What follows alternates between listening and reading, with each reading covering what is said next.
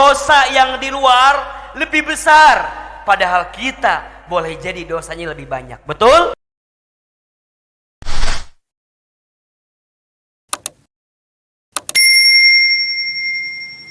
Kita putus asa dengan ampunan Allah, dosa atau tidak? Dosa. Makanya mohon maaf ya, Allah itu ampunannya lebih luas, lebih besar dibanding dengan dosa-dosa kita. Tetapi ingat, jangan karena Allah maha pengampun Ustaz, Allah maha pemaaf, udah bikin dosa aja dulu. Jangan. Itu dosa yang kelima tuh.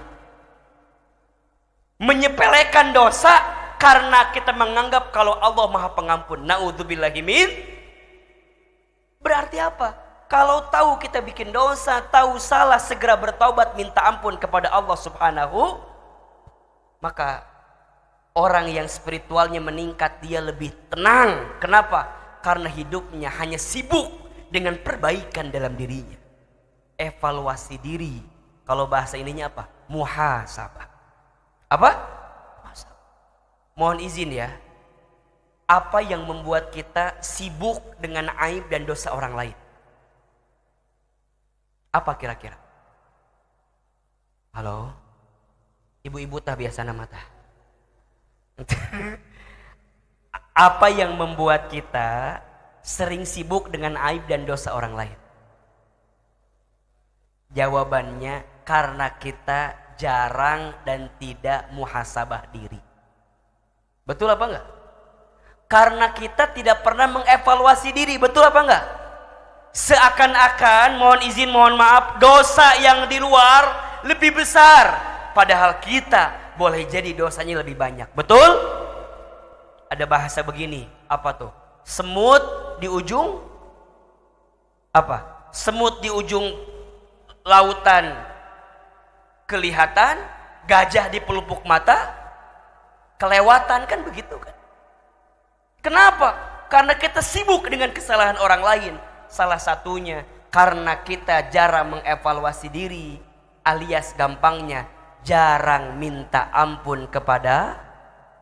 Makanya mohon maaf ya, kalau Bapak Ibu nanya nih sama Ahilman nih, kira-kira saya teh doa apa lagi ya? Udah semua doa saya minta, kira-kira doa apa lagi? Kalau kita pusing, udah banyakin doa minta ampun aja. Kan kadang-kadang, Ustadz, saya minta apa lagi ya? Udah minta nih semua Ustadz. Kadang-kadang kita ini sibuk minta keinginan kita sama Allah, tapi kita lupa minta ampun kepada. Padahal rumusnya ya, kalau Allah sudah ampuni dosa kita, jangankan kita minta yang lain, Allah kasih sama kita. Nabi SAW itu tidak pernah kurang dari 100 kali beristighfar setiap hari. Betul gak? Itu Nabi, itu Rasul. Surganya pasti, hisabnya aman, amalnya banyak, dosanya dimaksum, tidak ada. Tapi tidak pernah kurang dari berapa kali? 100 beristighfar. Kita siapa? Nabi? Bukan. Rasul? Bukan. Surga? Belum jelas. Hisab? Masih menegangkan. Amal? Dikit. Dosa? Ya Rabbana ya Karim. Butuh cara apa lagi? Maka ayo perbanyak istighfar, minimal. Itu minimal. Astagfirullahaladzim, astagfirullahaladzim, astagfirullahaladzim. Tanda orang yang dilembutkan hatinya oleh Allah adalah orang yang senantiasa minta ampun kepada Allah. Berarti makin dia ngaji, makin dia belajar, makin dia merunduk, dan makin sadar kalau dia tidak memiliki apa-apa kecuali semua diberikan oleh siapa? Allah. Hati-hati ya dengan sifat sombong yang membuat iblis tidak akan pernah masuk surga karena punya sifat apa? Sombong. Berarti kita manusia tidak boleh sombong. Jangan besar kepala, nanti nggak cukup helm. Ya, terus gimana? Belajar merendah, ya. Jangan meninggi karena kita bukan langit. Belajarlah merendah karena kita hidup di muka bumi. Apa sih yang kita punya dalam hidup kita? Ada nggak? Nggak ada. Semua hanya titipan dari siapa? Dari Allah. Berarti ingat ya, kalau kita ditimpa musibah, diberikan ujian, catat baik-baik. Wama asobakum mim musibatin pabima kasabat aidikum wa ya'fu an katsir.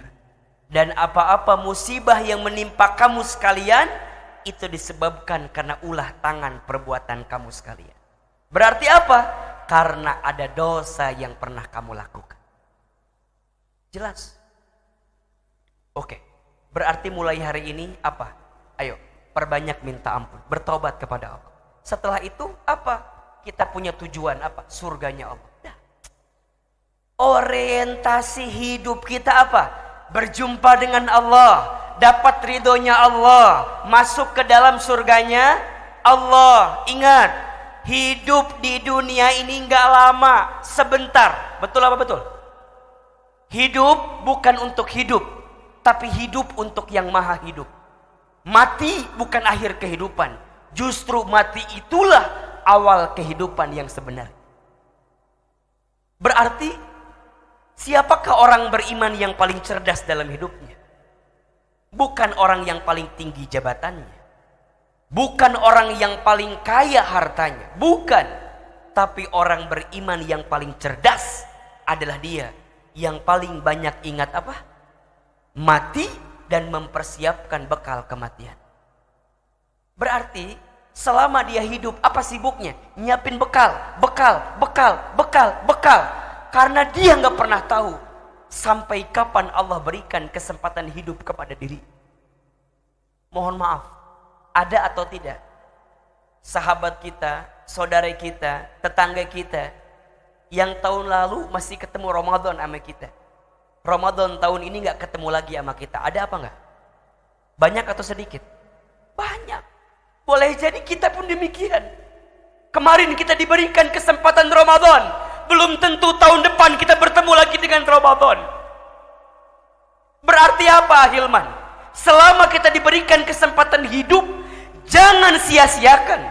Kecuali kita punya orientasi kebaikan dalam hidup kita. Apa? Ingin ridhonya Allah, ingin surganya. Kalau hidup kita udah begitu tuh, udah nikmat. Tolong catat baik-baik ya. Yang membuat hidup kita tidak akan pernah mendapatkan kebahagiaan apa? Karena hidup kita orientasinya hanya sebatas urusan dunia. Ibu bapak, dunia ini makin dicari makin capek. Betul apa enggak? Capek enggak sih? Capek. Tapi Ustadz gimana? Enggak usah nyari dunia. Bukan enggak usah nyari dunia. Silahkan cari dunia, tapi dunia itu jadi wasilah untuk mendapatkan apa? Akhirat. Itu poinnya.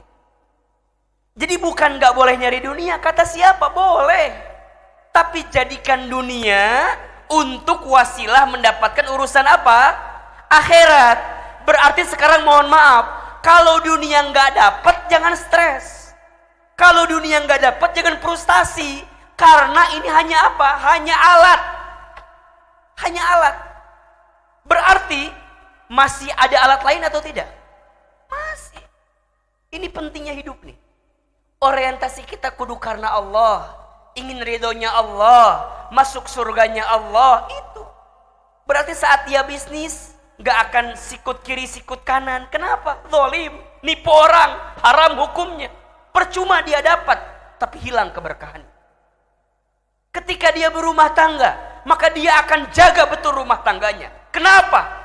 Bukan semata-mata tentang cinta antar pasangan di rumah tangga, tapi tentang pertanggungjawaban di hadapan Allah Subhanahu wa ta'ala. Saat dia diberikan amanah, diberikan kedudukan, diberikan posisi, bukan tentang jabatannya, tapi tentang manfaat yang bisa diberikan selama dia menjabat dalam kehidupannya. Itu